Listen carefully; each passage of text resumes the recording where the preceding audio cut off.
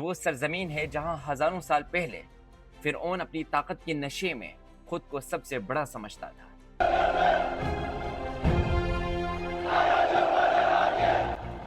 لیکن اسی سرزمین پر ایک دن حضرت موسیٰ علیہ السلام کھڑے ہوئے اور اسی بادشاہ کے سامنے حق کی آواز بلند کی، اور فرعون کے خوف میں پوری سلطنت خاموش تھی۔ فرعون کو اپنی طاقت کا اتنا غرور تھا کہ اسے لگتا تھا اس کے خلاف کوئی کھڑا نہیں ہو سکتا۔ اس نے بنی اسرائیل پر بے انتہا ظلم کیے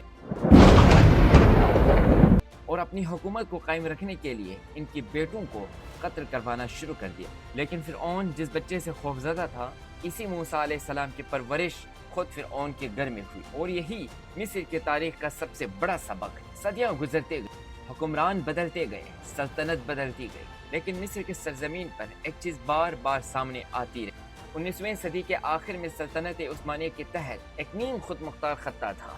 معاشی مشکلات بہت بڑھ گیا تھا اور غیر ملکی قرضے بھی بڑھتے جا رہے۔ بالآخر 1982 عیسوی میں برطانیہ نے مصر میں فوجی مداخلت جاری کی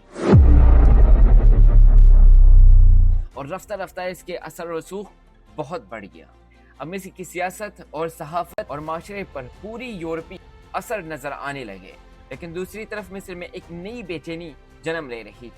کچھ لوگ مغربی ٹیکنالوجی کو راستہ سمجھنے لگے اور کچھ لوگ چاہتے تھے کہ مصر اپنی اسلامی شناخت کی طرف واپس لوٹے۔ یہی کشمکش آگے چل کر مصر میں سیاست کی ایک بڑی تباہی آنے والے تھے۔ مصر کے سرزمین سے ایک ایسی آواز اٹھی جس نے صرف مصر ہی نہیں بلکہ پوری عرب دنیا کی سیاست کو متاثر کیا۔ اس آواز کا نام تھا حسن Al Banna. Hassan al-Banna founded the Muslim Brotherhood, a disciplined movement to reverse the fading of traditional Islamic life in Egypt. سن 1928 میں مصر کے ایک شہر اسماعیلیہ میں ایک نوجوان اپنے چند ساتھیوں کے ساتھ کھڑے تھے۔ اس نوجوان کے دل میں ایک سوال تھا، اگر معاشرہ کمزور ہو رہا ہے، اسے بدلنے کے لیے صرف باتیں کافی نہیں ہوتی۔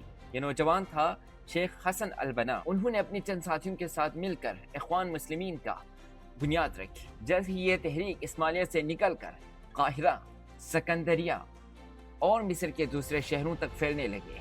حسن البنا کا مقصد صرف تقریر کرنا نہیں تھا، وہ لوگوں کو تربیت کرنا چاہتے تھے۔ وہ چاہتے تھے کہ لوگ اپنے دین، اپنے معاشرے اور اپنے ملک کے حالات کو سمجھیں۔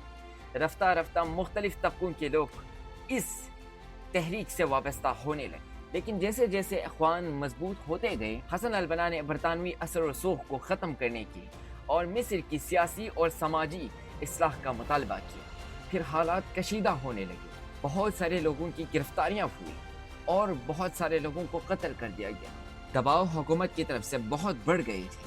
بالآخر 1949 عیسوی حسن البنا کو قاہرہ میں قتل کر دیا گیا، لیکن شاید مصر کے حکمران یہ بھول گئے تھے ایک انسان کو خاموش کیا جا سکتا ہے، لیکن ان کے خیال کو ختم کرنا بہت مشکل ہوتا۔ بالآخر حسن البنا اس دنیا سے چلے گئے، لیکن اخوان مشن باقی رہی۔ پھر آیا 1952 عیسوی میں مصر میں ایک بادشاہت کا خاتمہ ہوا اور فوجی افسران نے اقتدار کو سنبھالا، اور اسی دور میں مصر کی کہانی ایک اور بڑی نام کی طرف مڑ گئی، جمال عبد الناصر۔ أيها الأخ معمر، حينما أشعر بالقوة إنما أستمد قوتي من قوتكم۔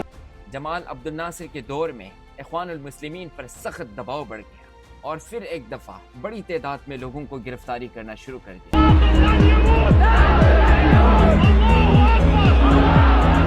اور اسی دور میں اخوان سے وابستہ ایک اور اہم نام نمایاں ہوتا ہے، سید قطب۔ ایک بہت بڑے پڑھے لکھے مصنف اور مفکر تھے۔ وہ اسلام کے معاشرے اور ریاست کی اصلاح کے لیے ایک مکمل نظام کے طور پر دیکھنے لگے، لیکن ناصر کے حکومت اور اخوان المسلمین کے درمیان اختلافات بڑھنے لگے۔ بالآخر ناصر کی حکومت نے سید قطب کو گرفتار کر دیا۔